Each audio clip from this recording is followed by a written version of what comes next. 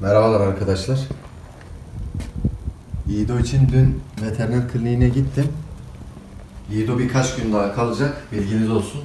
2-3 gün kadar daha klinikte duracak. Veteriner hekimle konuştuk. Biraz muhabbet ettik. Yaklaşık 40 dakika gibi bir süre durdum. Dediğim gibi biraz konuştuk. Durumu değerlendirdik. Yan tarafta da zaten hasta kedi var biliyorsunuz. Geçenki videoda bahsetmiştim. Sultan'ın kardeşi Paşa var. Hem onun durumu da biraz iyileşsin. O arada 2-3 günde az bir süre değil. Birazcık daha toparlanmış olur. Yiğido'nun diğer kedilere hastalık bulaştırma ihtimali varmış. Bu arada biraz rüzgar esiyor. O yüzden bahçeye doğru gitmek istiyorum ama gidemiyorum. Arthur yoktu. Dün hiç görmedim. Bugün geldi. Biraz önce et verdim. Şimdi saldım. Yiğido'nun kardeşlerinin yanından geldim. Onlara da kuru mama götürdüm. Aynı zamanda dün klinikten gelince bir tane bütün tavuk almıştım. Birazını çiğ bir şekilde doğrayıp ayırdım. Paşa'ya vermek için. Pişmek üzeredir. Birazdan kardeşim zaten altını kapatır. Tavuk çorbası yapacağım. Blender'dan çekip. Bugünkü menümüzde ekstra olarak tavuk çorbası olacak. Bilmiş. Yiğido'nun durumu iyi.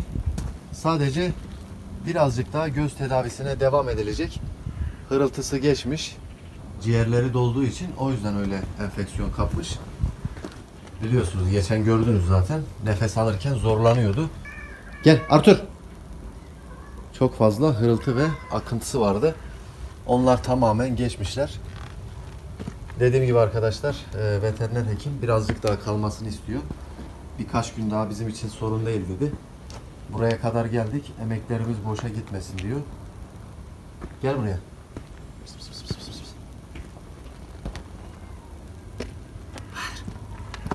Bilmiş. Bilmiş.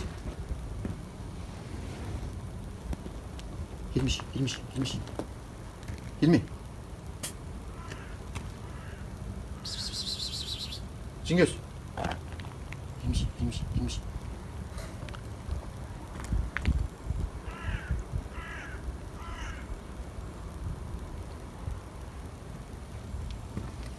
Birazdan konuşmamıza devam edeceğiz. Lastik.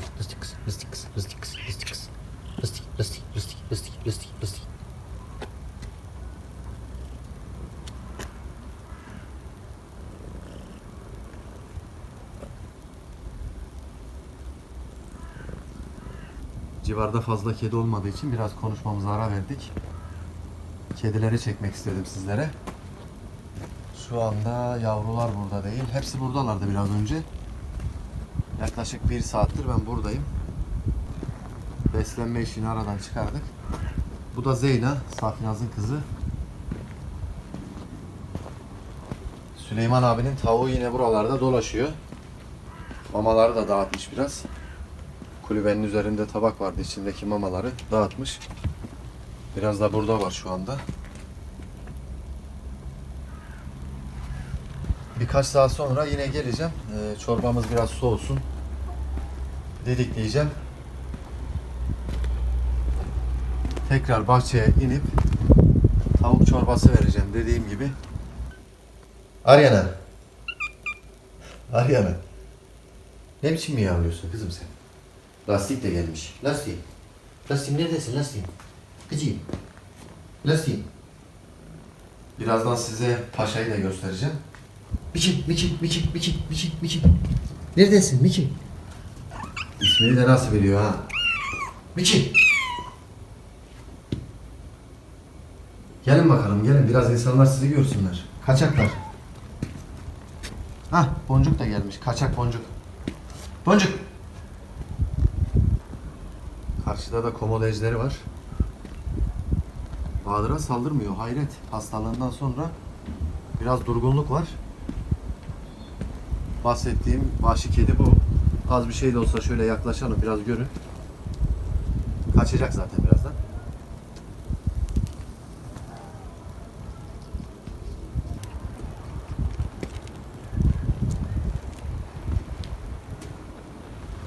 Yiğido'yu taburcu edeceğimiz zaman bir dozda karma aşı vurulacak. Onun da bilgisini vereyim. Çünkü diyor bu kadar şeyden sonra mutlaka bir doz karma aşı da vuralım diyor. Tamam dedim. 700 TL vuruyorlarmış. Onun da ödemesini yapacağım. Çocuğum. Boncuk. Boncuk da yaklaşık 1,5-2 gündür sürekli kayboluyor. Dişi kedilerin peşinden gidiyor. Ya oğlum ne yapıyorsun sen? Boncuk niye her tarafa işiyorsun? Yetişkin kediler senin kadar yapmıyorlar lan bu işi. Boncuk. Buraya inmeden önce seslendim aslında. Sarı olan da buradaydı. Hepsi bahçeye toplandılar. Ben aşağıya indiğim zaman gitmiş. Hayret. Nereye gitmiş acaba? Dün zaten yine yedi doymadı. Her zamanki gibi. Birazdan gelir. Sadece merak ettim yani. Nasıl oldu da gitmiş?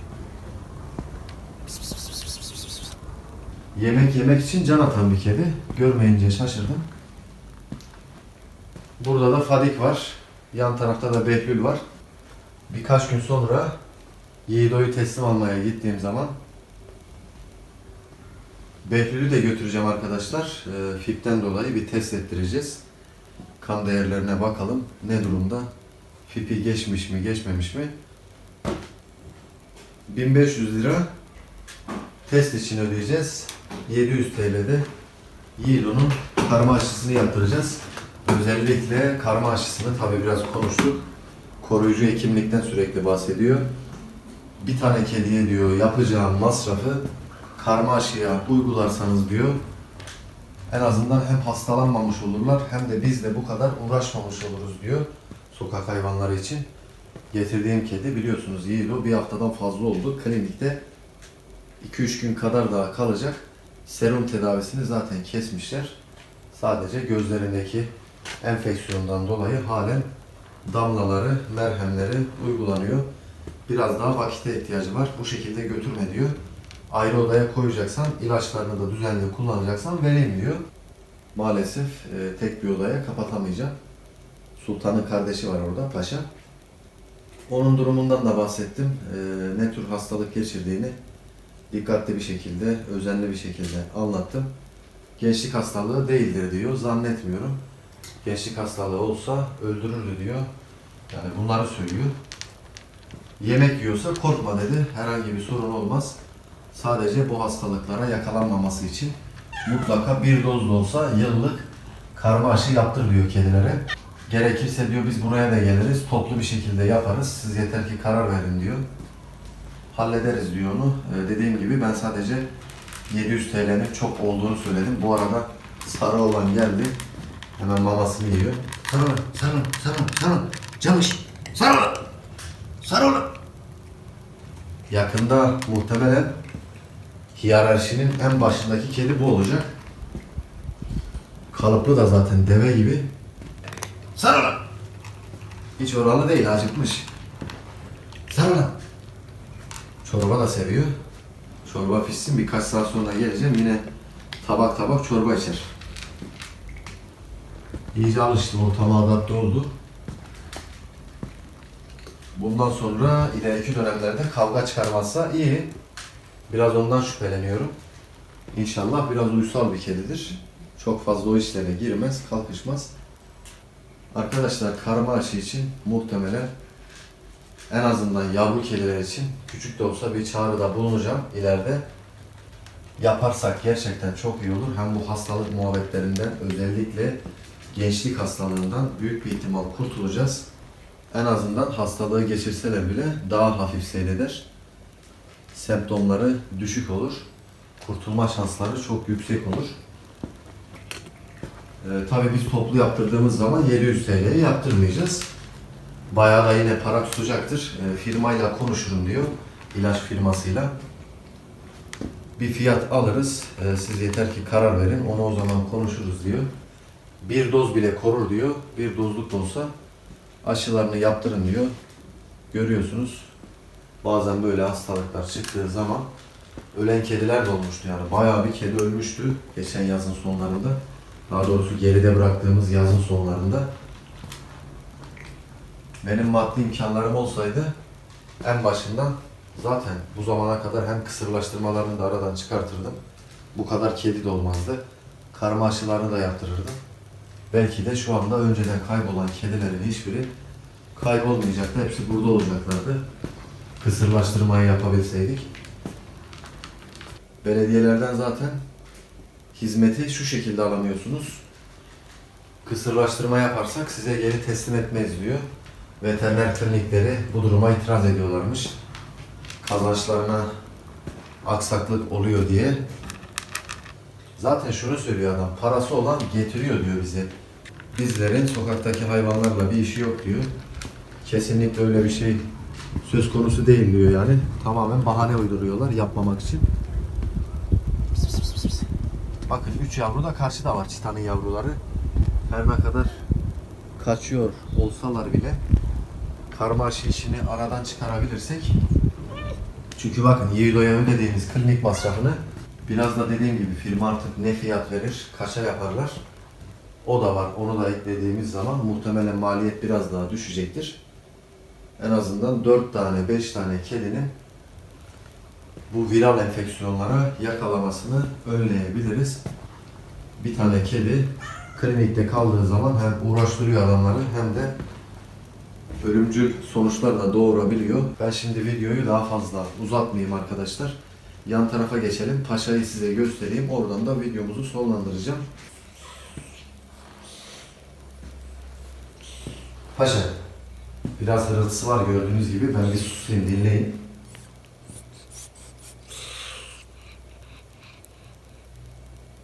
Muhtemelen bunun da aynı şekilde ciğerlerine enfeksiyon bulaşmış. Getirdiğim tavuğun birazını yemiş, birazını bırakmış. Zaten azar azar getiriyorum. Bir kere de yiyemiyor yani hayvan. Şu anda durumu yavaş yavaş toparlıyor. Sadece şu hırıltı mırıltı işleri de bir kesilirse, kapsül verdim arkadaşlar biraz önce. Antibiyotiğini de verdim. Aynı şekilde gece de vereceğim. Paşacığım, paşa gel buraya biraz sevimlilik yap. Gel, paşa gel, paşa gel, paşa gel. Şu anda meraklı telefona bakıyor. Bu adam ne yapıyor acaba diyor. Normalde şirinlik yapacak. Gel. Paşa gel, paşa. Kuru mama hiç yemiyor. Bugün biraz başında dikildi gördüğünüz gibi. Biraz önce yine aynısını yapmıştı aslında. Yiyemiyor. Sürekli altında bırakıyor.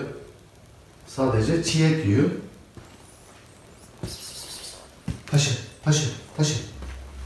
İshali kesilmiş arkadaşlar. Önceden arkası çok kötüydü. Şimdilik az bir iz kalmış sadece. Zaten ishal devam etseydi sağa sola bulaştırıyordu. Şu anda yaklaşık 2 gündür bu belirtilerin hiçbiri yok. Demek ki toparlamış. Paşa.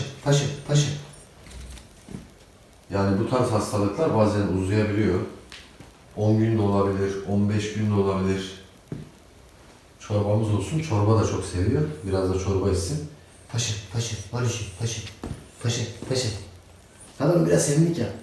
Paşa. Telefon mu? Telefon korkma. Paşacığım. Ciğerlerindeki enfeksiyon da azalırsa en azından bir 4 gün, 5 gün daha bir tutalım bakalım ne olacak. Daha sonra da salacağım arkadaşlar. Paşa biraz kuru mama ye paşa. Oruçum. Hadi lan 2-3 tane ye. Bu arada Behlül'ün test masrafları karşılandı arkadaşlar. Onun da hatırlatmasını yapayım. Yine yurt dışında yaşayan düzenli olarak daha önceki videonun sonlarında bahsetmiştim. İsmini başlamayan bir hanımefendi Behlül'ün test ücretlerini karşılayacak. Bilginiz olsun. Yiğido'nun karma aşısının ücretini de Rabia Hanım adlı izleyicimiz sağ olsun daha önceden de 60 kiloya yakın kuru mama desteğinde bulunmuştu. Bundan yaklaşık yanlış hatırlamıyorsam 3-4 ay kadar şu toplu bir şekilde kedi ölümleri olduğu zamana denk gelmişti. O zaman karşılamıştı yani. Üzerinden bir o kadar vakit geçti. Şu an içinde dediğim gibi arkadaşlar belli başlı masrafları karşılayacağını söyledi. Ona da buradan çok ama çok teşekkürlerimi hem kendi adıma hem de kediler adına iletiyorum. Yine aynı zamanda Hollanda'da yaşayan Ahmet Bey ortalama 45 kiloluk bir mama desteğinde bulundu. Onun normalde bilgisini vermeyecektim. Kendisine de zaten söylemiştim.